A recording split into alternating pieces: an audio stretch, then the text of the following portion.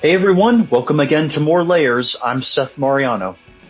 And I'm Jordan Smith, and we are happy to announce that our next theater show with our previously talked about group Artists Unlimited has finally been announced. Yeah, uh, I've been waiting for it for a long time, being able to see other cast members again and finally find out what exactly we're going to do. And just a couple days ago, a couple days before we record this, we finally found out what we're doing. Yeah, and it was a nice return to form, as it were, because every spring around this time is when the reunion would be, which also serves to announce our next show.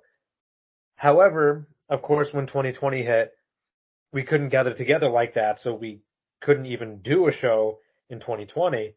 So we couldn't really do a reunion either in 2021 because some rules were lighter but still present.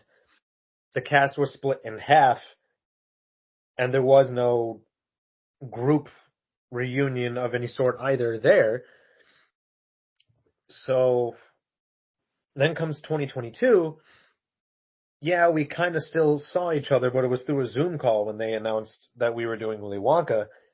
So this is theoretically the first time in 4 years that we had our traditional reunion to announce what the next show was. Yeah, and pretty much like what happened was.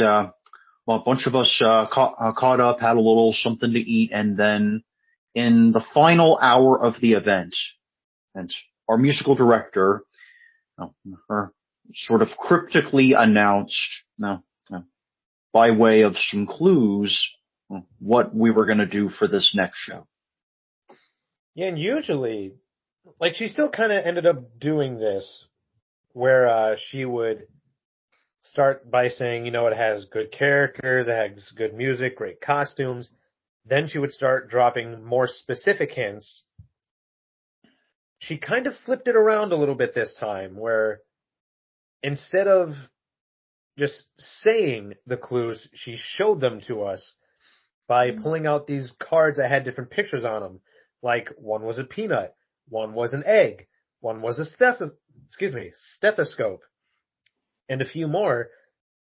And as more kind of showed up, more people were able to pick up on what the show was, and some people knew before she even said it. But then she ended up actually saying, it has good music, great characters, and whatever. And then she announced it. We are doing Seussical. Yeah, and honestly, yeah, the way the clues were presented is something I didn't expect. Honestly, it's different from what I've heard it, the way I've heard it be done in the past. But yeah, it's and and because Seussical is not that familiar to me. I mean, I knew of its existence, but I didn't really know of the plot or anything. Mm-hmm. So I think that's maybe why I was still pretty much in the dark, even going through the clues. But I think this should be kind of an exciting fun. Yeah, I would definitely say so.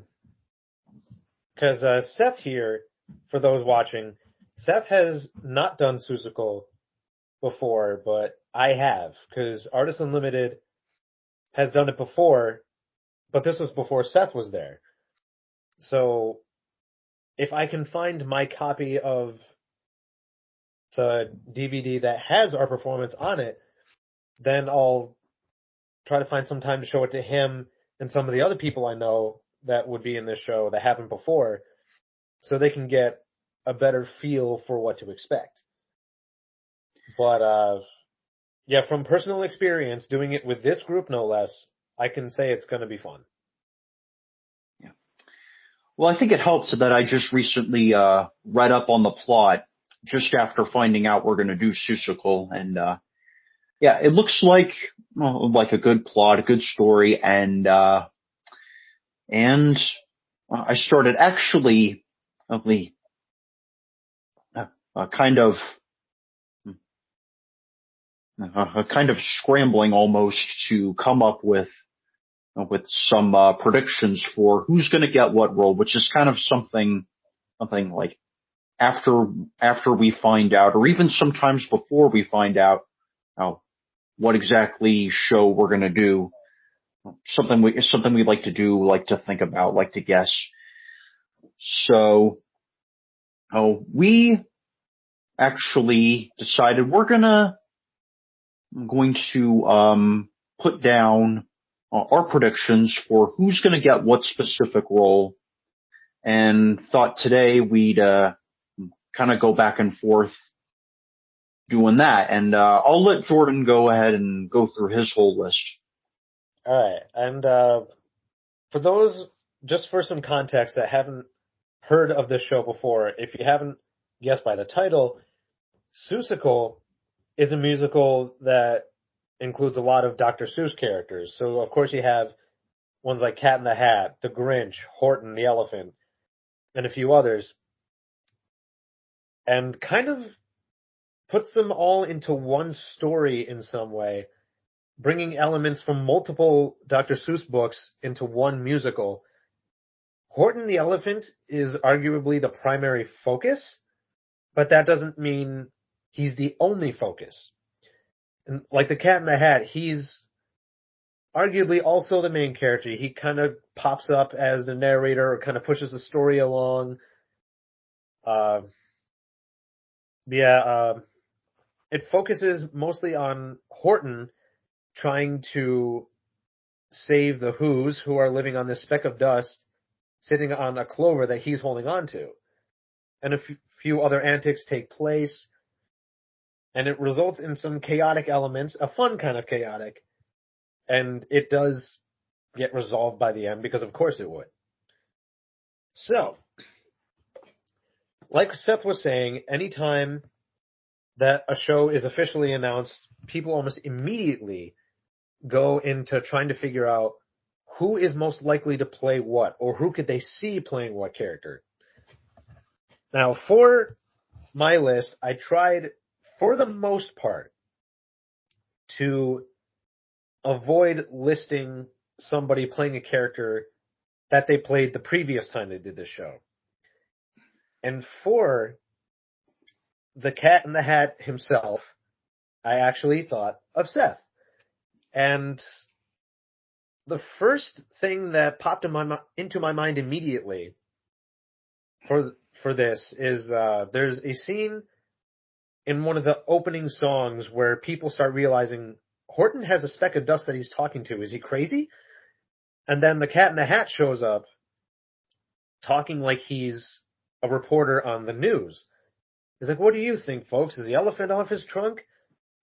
And I thought of that because when we did our production of Willy Wonka, Seth was a news reporter there, and he absolutely killed it in the best way possible. So I feel like that could translate well to that scene alone.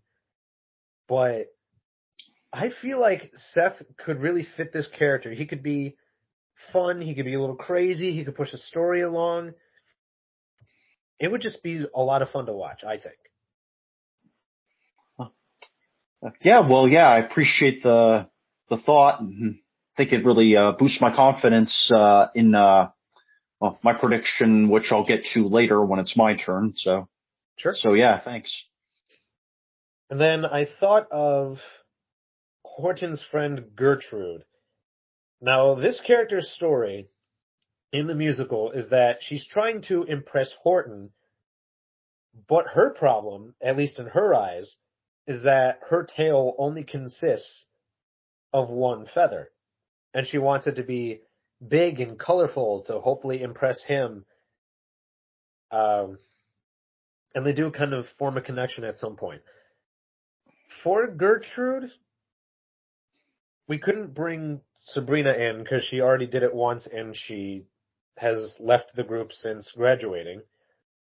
So I could see one of two people doing it. I could see Jenna or Sammy.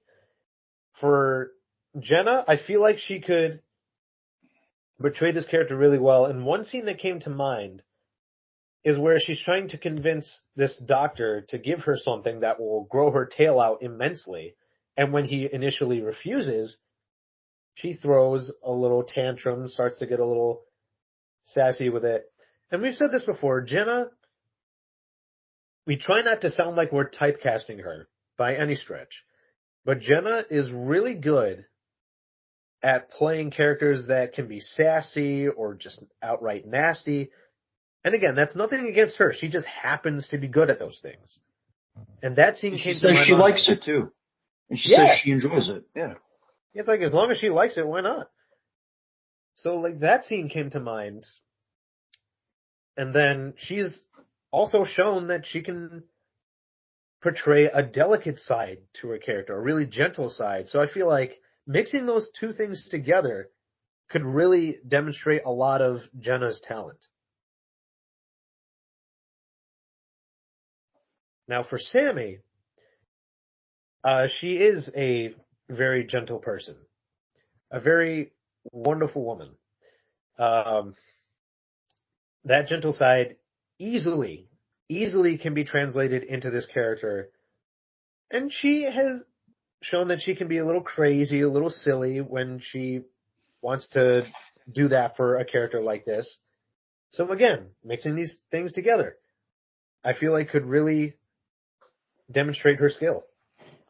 So either one of them, I feel like could be a good choice.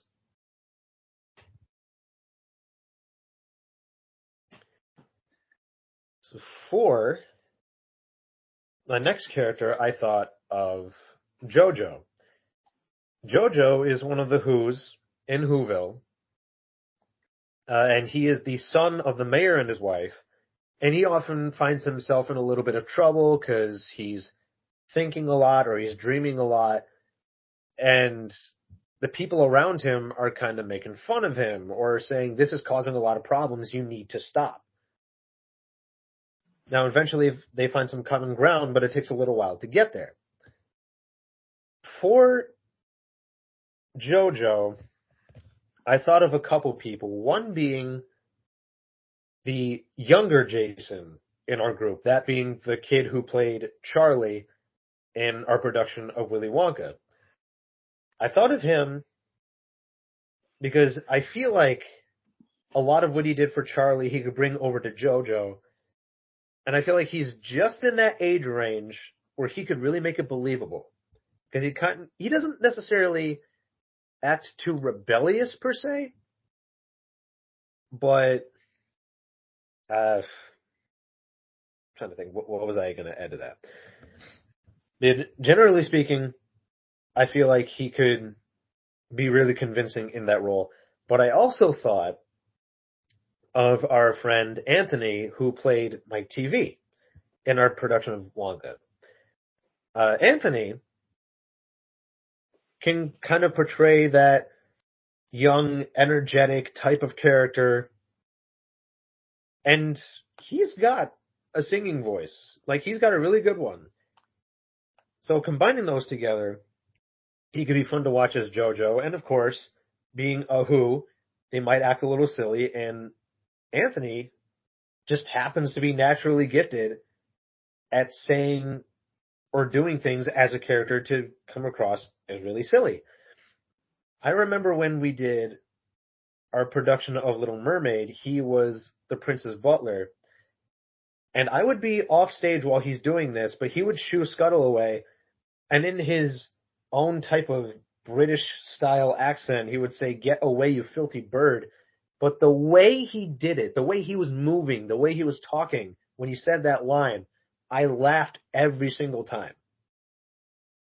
I might have to watch that. Yeah, I have it somewhere. I just gotta find it, because in the process of moving, a lot of stuff got put in totes and boxes, so I just gotta find which one. But in the meantime, Jason or Anthony, I think, would be a good fit for JoJo.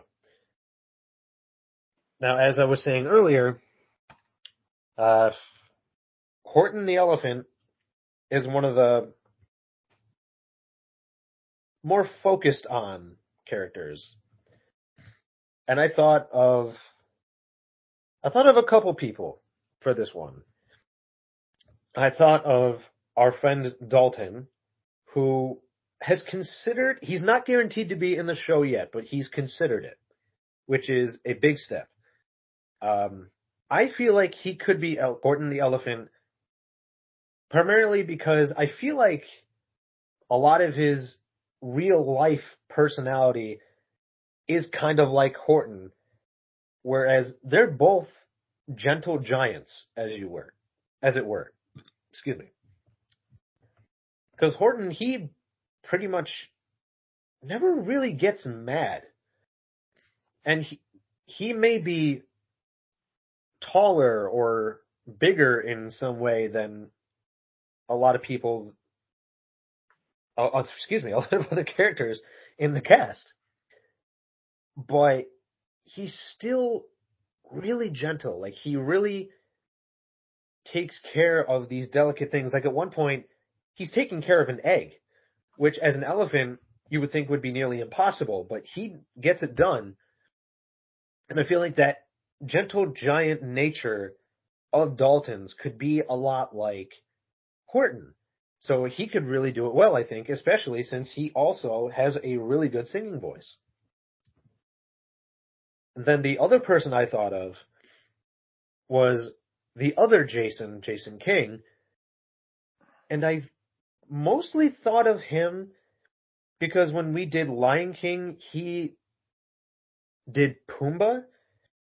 And for some reason, thinking back to that, I kind of thought he could do a lot of what he did there and bring it into a performance as Horton.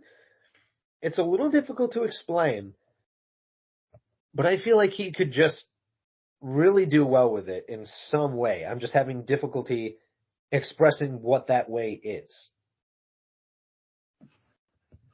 Would this character be like a puppet or something? Or he doesn't really act as a puppet, no.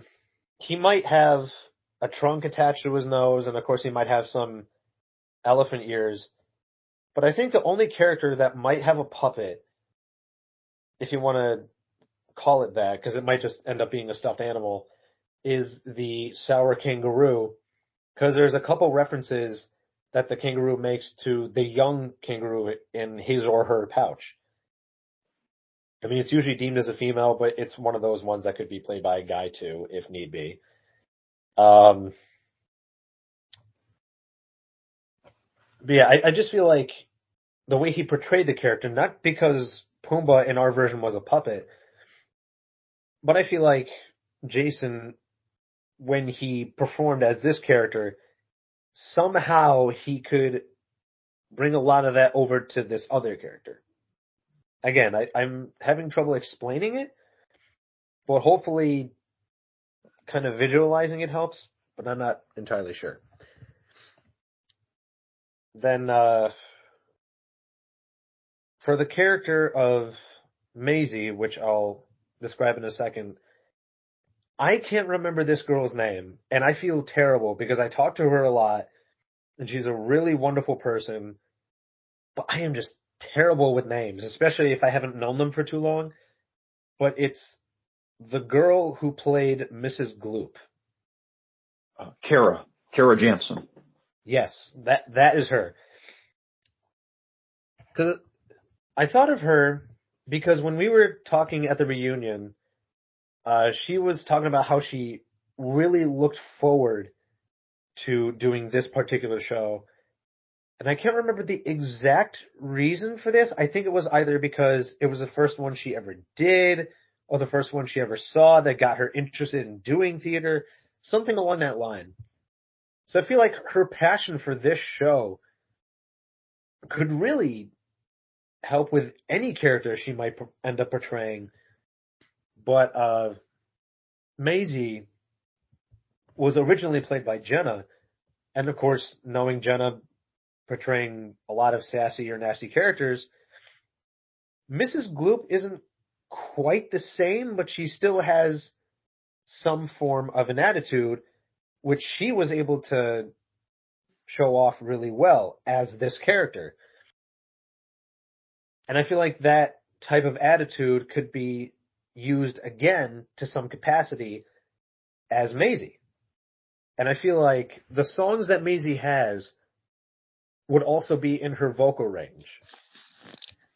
So overall, I could see it. Maybe they'll have Jenna as Maisie again. I don't know, but I'm just trying to think of non-repeat casting. Yeah, so did I. Right, and then having said that, there was one character that I had trouble picturing anyone else doing because they just did it so well. And this is Dalton again, because in our original production of Seussical, he played Whoville's military general type of character.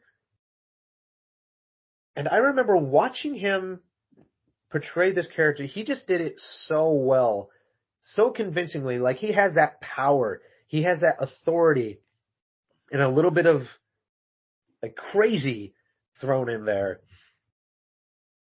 And the type of song this guy sings, which I think is just called The Military, Dalton can sing really well.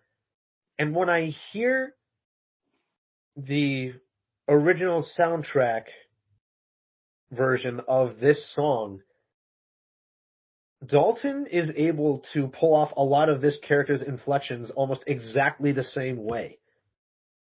So mixing all these things together, I really have trouble seeing anybody else doing it as well as he does. There might be some people that could still do it really well, but he does it in such a way that it's hard to picture anyone else doing it. Okay. And that is all the ones I had.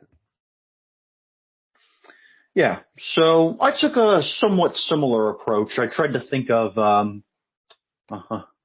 non-repeat examples, actor role pairings that hadn't been done in the previous AU production of Seussical.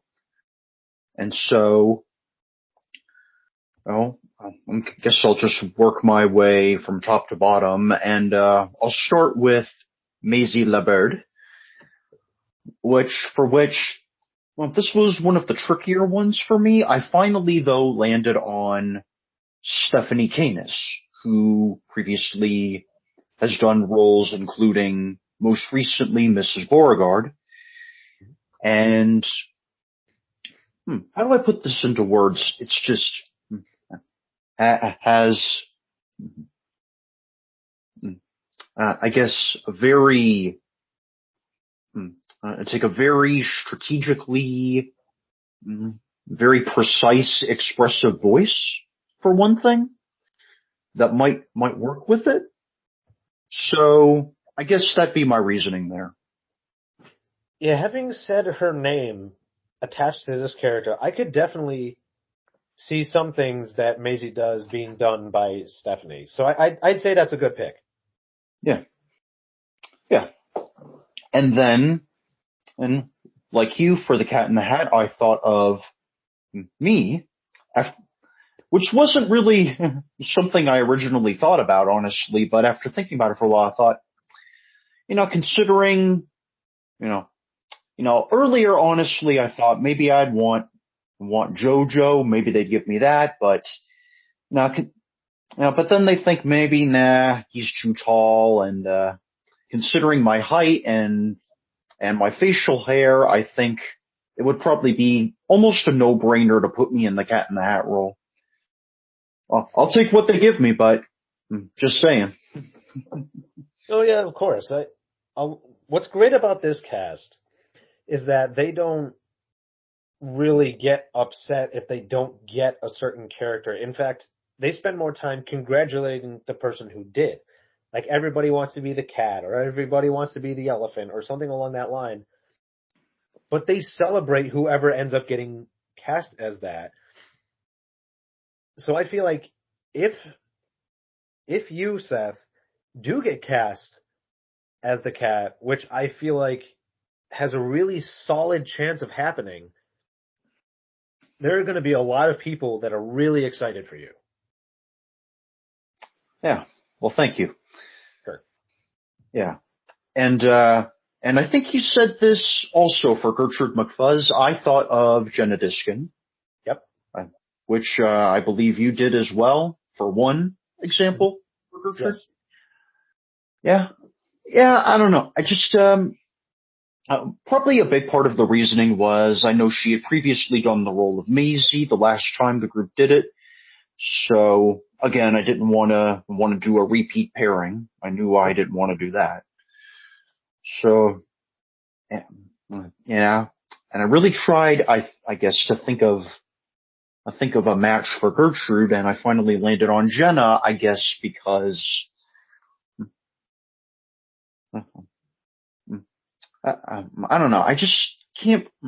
I can't really think of anyone who would probably be that close to that kind of personality. I don't know why, but I said Jenna for that one.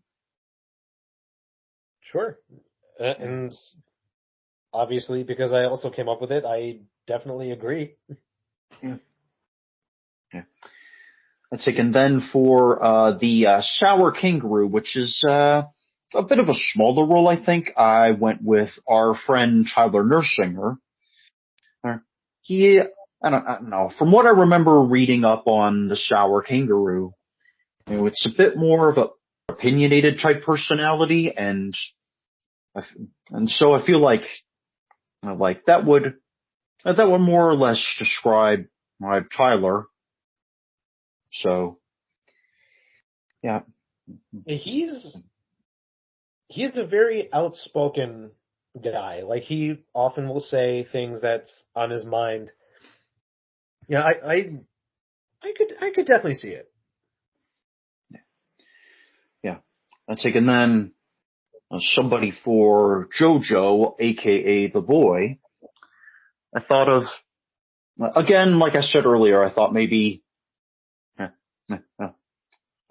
they wouldn't want to put me in the role of JoJo because I'm so tall, and maybe because of my facial hair, and I think because my voice is so deep, it probably wouldn't sell very well. Sure. So I tried to think of maybe someone who looked and maybe sounded a little more youthful or closer to the age that the kid character is supposed to be. Okay. And for some reason I thought of Sammy Fike, whom you mentioned earlier. Mm-hmm. And the more I think about it, the more it makes sense. I mean, she's previously played Peter Pan for AU, and that's a role that's usually given to girls. So she could fool the audience or sell the kid enough, I think.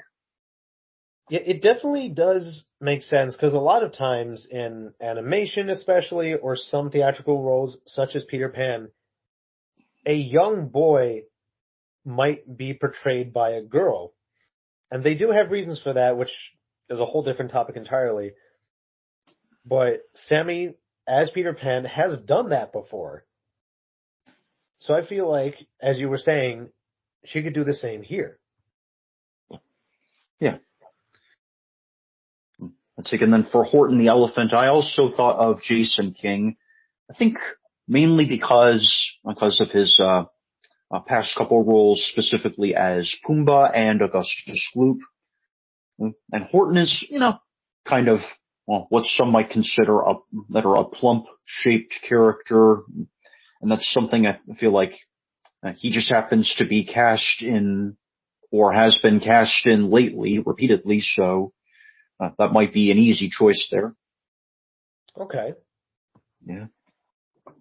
And I was trying really hard to think of one for you, and finally I landed on, I believe this is JoJo's dad, Mr. Mayor. Okay. Someone. Yeah. It probably wouldn't be that big a role, but it is it's authoritative. It's, from what I understand, it's commanding from what I understand, and I know, I guess because I know you to speak your mind pretty clearly, pretty oftentimes, and and to be able to, and always constructively, express indignation. Feel like the role would call for that, and you could do that. I hadn't really thought about that before, but I could totally see it, and I certainly do appreciate it. Yeah. Yeah. And the last one I thought of was for Yertle the Turtle, and I thought of Anthony Vignare. Yertle has a role in the story as sort of a judge presiding over a trial when Horton the Elephant is put on trial. Mm-hmm. And so, I don't know.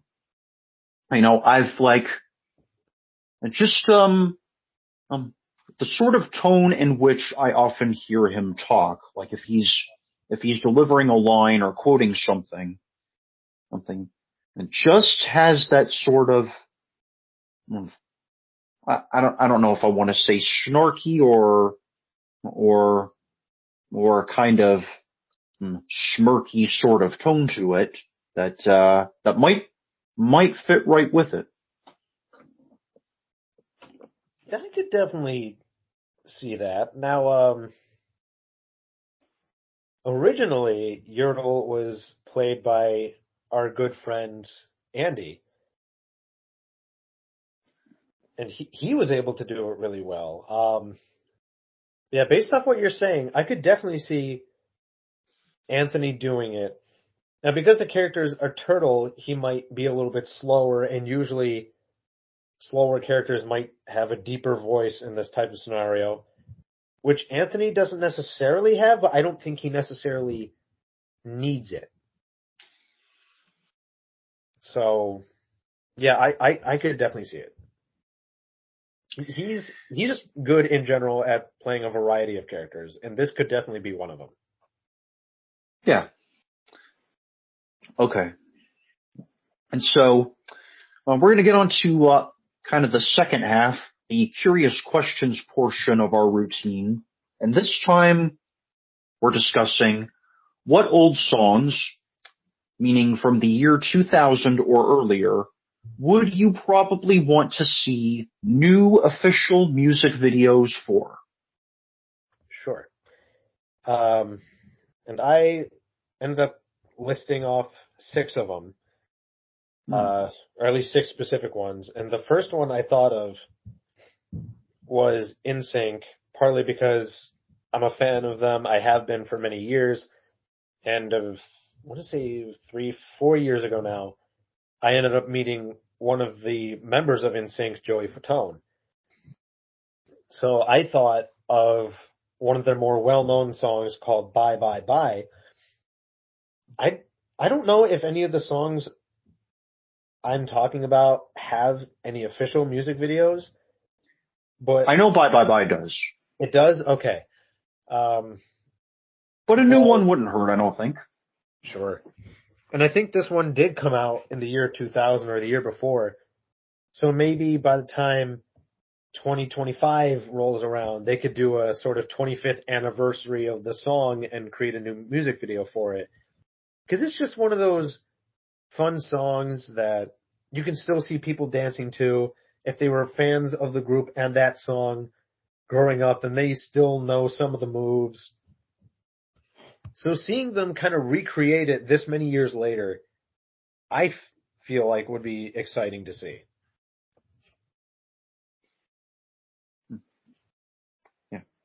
Yeah, you probably are familiar with that probably if you if you haven't been under a rock for too long. It's pretty much the music video where I think they're like hanging on puppet strings and like girls are kind of rigging them. Yeah, I haven't seen the music video myself, but that idea kind of does intrigue me, so I'll have to take a look after this. Yeah. And then I thought of one called, well, it's from a band called All for One, with the 4 being written as the number 4. And they have a song that's also been used a lot called I Swear, which you might hear at some weddings, for example. In fact, I And do. you can hear it currently on television. It's actually being used in a commercial for Gain. That is also true.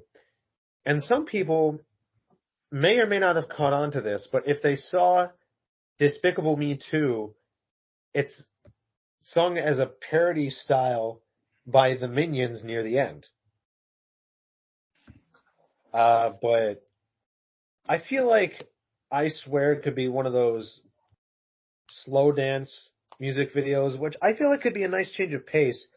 Because usually, at least I feel, when people think of music videos, they think of songs that have a lot of energy or just naturally lend itself to a lot of dance moves.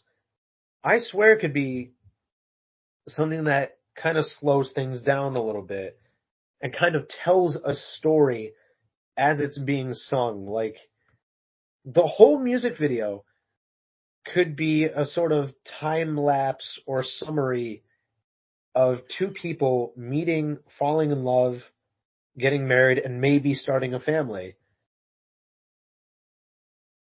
Because I think there are some things said in the song that also are said at a wedding, like "for better or worse, till death do us part" or something along that line.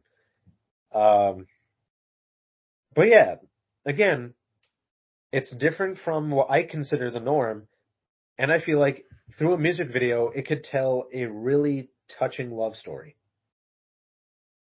Oh, yeah, it's a good idea. Thank you. Now, the next two I thought of for pretty much the same reason.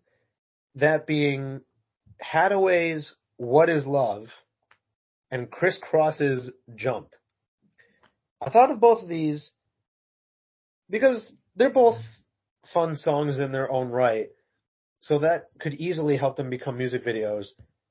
But they've also been used for a lot of insider jokes or a lot of memes or some similarly styled humor. And because those songs are still loved, they're still popular, they're still referenced a lot, uh, bringing them back into the spotlight with a music video, I feel like could do wonders for them. Yeah, I'd be on board for a sort of resurgence for Jump. I like that song too.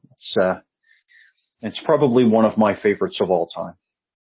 Sure, and it still has its fans, of course, but may not be as popular as it used to. So yeah, I would love to see it kind of make a comeback, like you were saying. Yeah, yeah. Yeah, you probably saw the performance Bow Wow did as the frog on The Masked Singer when he It's did Jump. been, I was about to say, it's been a little while, but I do remember that, yeah. Because I think that was Oh, the very first season, or was it the second? that was season 3. Okay, so it was near the beginning of its run, because I think they're on season 9 now. But, yeah, I do remember the frog, very much so. Anyway, the second to last one I thought of was Ricky Martin's Livin' La Vida Loca. And funny enough, I didn't think of this song being turned into a music video because of the original version. I thought of it because it was used to kind of close off the second Shrek movie, and it was being sung by Puss in Boots and Donkey of all people. But seeing them sing it, it looked like they had a blast with it, and they kind of made their own music video out of it by kind of playing it over some of the closing credits. So I feel like if Shrek can do it, so can the original writers. Yeah. Or maybe even if Eddie Murphy and Antonio Banderas want to use their voices for it, whether pasted or maybe even re-recorded, I'd be up for that too. Sure. Yeah. And I mean, Puss in Boots has had a couple solo movies now. I think Eddie Murphy has expressed a lot of interest in Donkey getting one at some point. So maybe somehow they can do it again. I don't know. But we'll have to see. Yeah. And then the last one kind of circles back around to boy bands from that era. And I thought of the Backstreet Boys with their song Everybody, which is also commonly known as Backstreet's Back.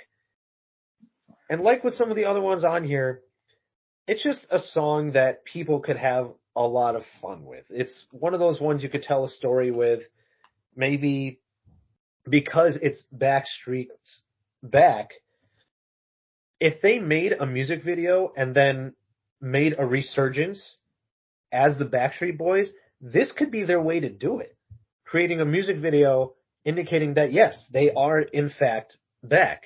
And it's a song that many people still remember from their lineup. So I figure, why not? Yeah, sure. Yeah.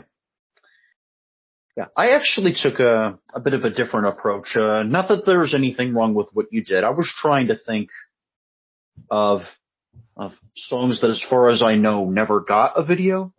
Okay. But what you did was okay though. And the first one I thought of was a sort of old, I think 1980s yacht rock classic. I've probably referred to this in the past. Sailing by Christopher Cross. Yeah. Okay. Yeah. Yeah. Basically kind of a simple little soft rock song about, escaping stress and pain, going out on the water, or having a comforting time. And yeah, it definitely has, I think, the right amount of kind of comforting, soft vibe to it. But I'm not sure whether I would prefer the original Christopher Cross version, or I don't know if you know this, there's a cover version that NSYNC actually did on their debut album. Now that I did not know. Yeah. Did they keep it in a similar style, or did they change the song in any way, like how the beat flows or anything like that? I feel like in some ways they kept it the same, Okay. but I think that even I feel like there's still something of an arrangement difference to it, like the way they would add like melisma vocals or even like harmonizing scat or something. But overall, it's got a close enough similarity to the original. Okay. Yeah. Yeah, I had no Yeah. idea NSYNC did a version of that song. I'll have to write it down and check it out. Yeah. Yeah. So either of those two versions, I think, would probably make for a good video. Okay. Yeah. And then I thought of one explicitly sort of, I guess you could say, contemporary Christian song that I heard I think a few times on the radio growing up, called "He's My Son" by an artist named Mark Schultz. This was on his debut album. Sort of follows a kid going through something scary and kind of told from the point of view of his concerned mom. It has a sort of dark, but at the same time hopeful, soft sound to it. And I would hear it in my head, and I would just picture a dark room in black and white or something, and I can picture like somebody crying or something. I feel like that could easily make for a good story in video form, I think. Yeah, I could definitely see a story being told like that in music video form. See, I feel like more music videos need to do that, because a lot of music videos I see usually just have people dancing to their own song, which is okay, but I feel like some of them could be more powerful if they had some sort of visual story. being played as this song is also playing at the same time. So Mark Schultz, He's My Son, based off what you're telling me, Yeah. I feel like it could be a step in that direction, like a good step in that direction. I would love to see more music videos that tell stories like that. I don't know. I feel like half of the videos are doing that, and that it's like, as far as I understand, it's been kind of a more prevalent thing since like Michael Jackson made it a popular thing way back decades ago, uh, but I guess to some degree it has kind of declined, I suppose. Sure. But it's not something that necessarily gone away. It's just probably not as prevalent, if anything. Well, yeah, I definitely wasn't trying to say it was gone No, completely, no, but it oh no. definitely. Hmm? Well, I was just saying, oh no, I didn't think that. Okay. But yeah, I really think music videos that tell stories can and should be done more often. Yeah, yeah, that's fair. Um, Taking a little bit of a genre gear shift, I guess you could say. We're going with next on my list is a song by Weird Al Yankovic, one of my favorite songs of his, called Spam. It's a parody of a song by REM called Stand, and it's basically a song all about the infamous canned meat product Spam, which is pretty much the namesake of suspicious emails. So, yeah, yeah, it's just a simple, fun song that you know, if you have enough creative fun with it, if you really, it's like if you really know how to pretty much illustrate what's being sung, well, I don't think it'd be too hard to do. Oh, no, of course not. But did this one not have a music video to begin with? Because I know some of his parodies have had music videos. Oh, a lot of them, yeah. Well, not this one apparently. Yeah, I did a Oh, YouTube search. I couldn't really. No, there's no real official music video for it. I mean, it's in his movie UHF, but there's not an actual video specifically for that song, though. okay. Because I know there were ones for like Amish Paradise or Fat or there was even a whole animated music video for his 11-minute song Albuquerque. So I'm kind of surprised this one doesn't have a music video. But yeah, if there isn't one, there definitely should be. Yeah, yeah. And the last one that I wrote down was going back to classic Christian music, a song by the group DC Talk, the group that comprised Toby Mac, Kevin Max, and Michael Tate, who's now with the Newsboys. And but this is the titular track off of the last album they did before their indefinite hiatus, called Supernatural.